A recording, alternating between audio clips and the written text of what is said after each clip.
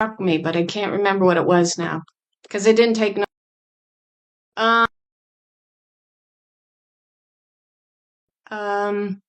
Vilification.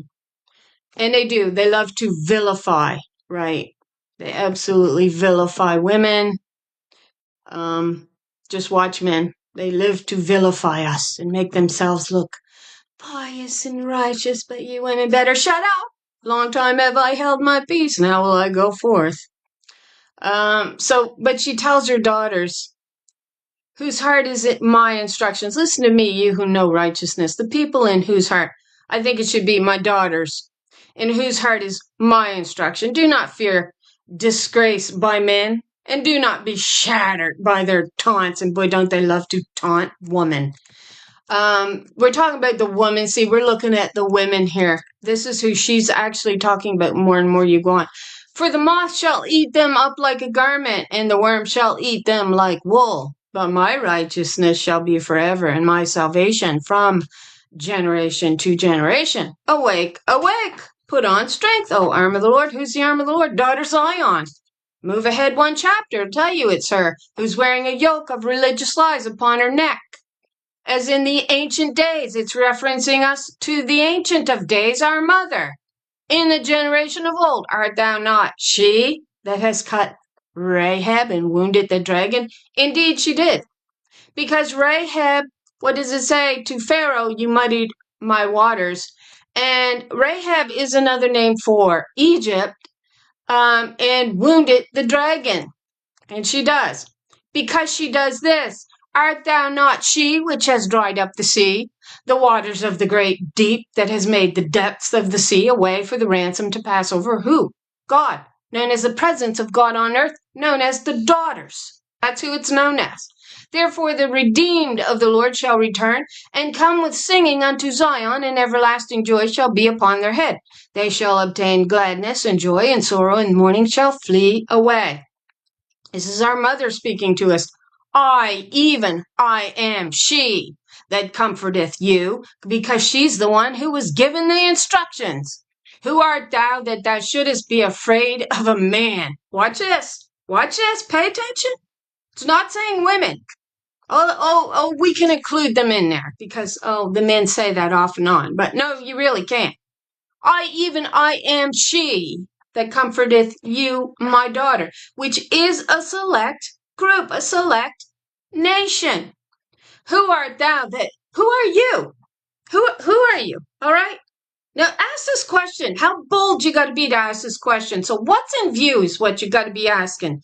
Who art thou? Who are you?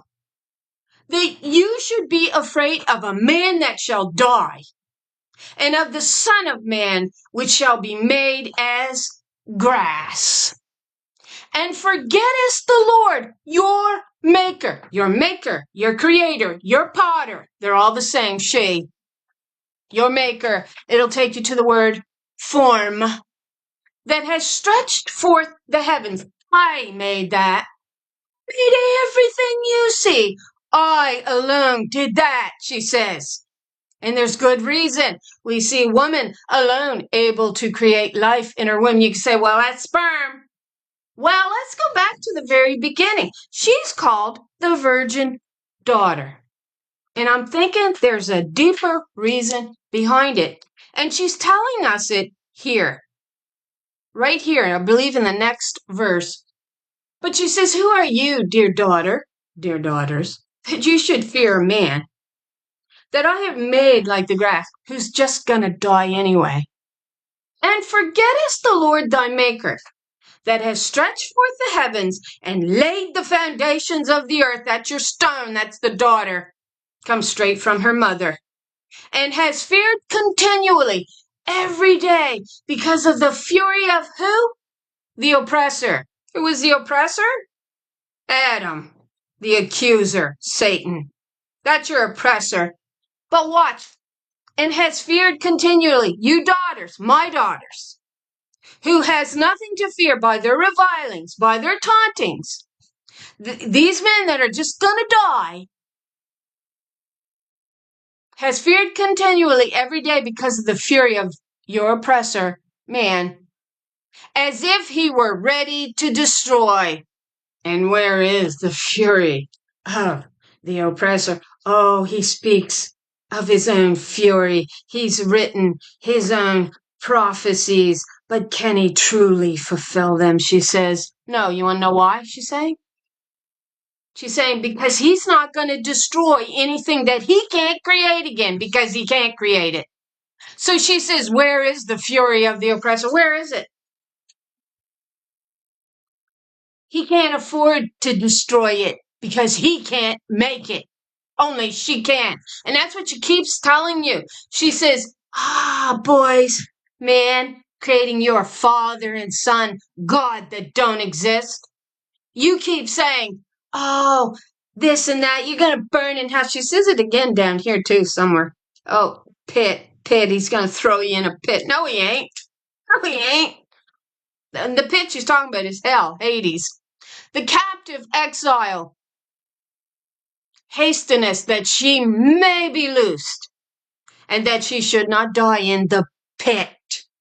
There you go. You're not going to die in no pit, no Hades, no hell, nor that her bread should fail. Why is your bread not going to fail? Because Mother creates all things. That's her glory out there. That ain't Father's. She made that. Father can't. Oh, but where is the fury of the oppressor? Oh, he loves to threaten, but he really can't do anything. Because if he were to wipe this creation out, he'd wipe himself out permanently, and he knows it. She can recreate, and she alone can do it. That's what she says. You say, oh, you got it all out of whack. No, I think something's really out of whack on planet Earth. That's what I think. And I think those false watchers with the eye in the sky has really worked on a breeding program that implements man as the creator and his sperm. And yet there's a suggestion in the Bible. There's a suggestion through that word virgin that she creates alone. The captive exile hasteneth that she may be loosed, and that she should not die in the pit, in Hades, or in the womb of Sheol. Know ye not? Whence ye are cut from the rock? Yep, I do. Nor that her bread should fail. There's plenty out there. My Mother, who creates. But I am the Lord thy God that divideth the sea. She is. Whose waves roared. The Lord of hosts is not his name, her name. You turned everything upside down. You told the maker, the creator, the potter, that she had no power over her own creation. And you told yourself you didn't have to fear me. Guess what? That glory out there that you want to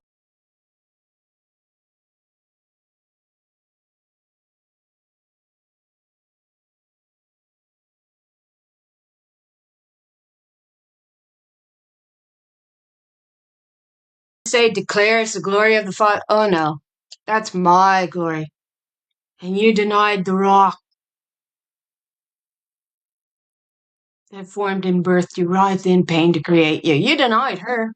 You can keep saying Father, Son, all glory. No, you're wrong. She says, I alone do this. Me. He's not with me when I do. I do it alone. Me alone.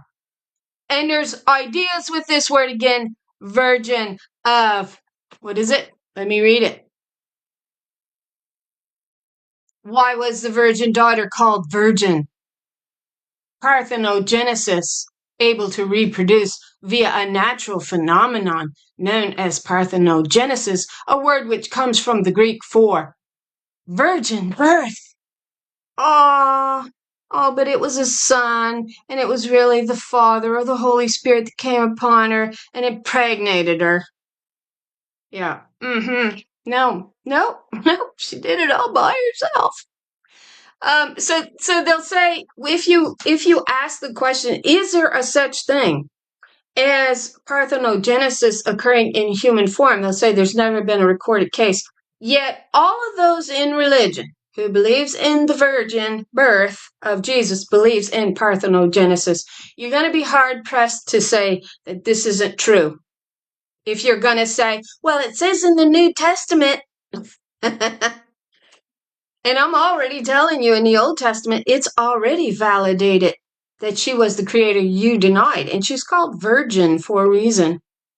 She didn't require a man to produce. That's why, and it sounds crazy to say, yet you will say, well, you're crazy, you're foolish, but you believe in the virgin birth of Jesus.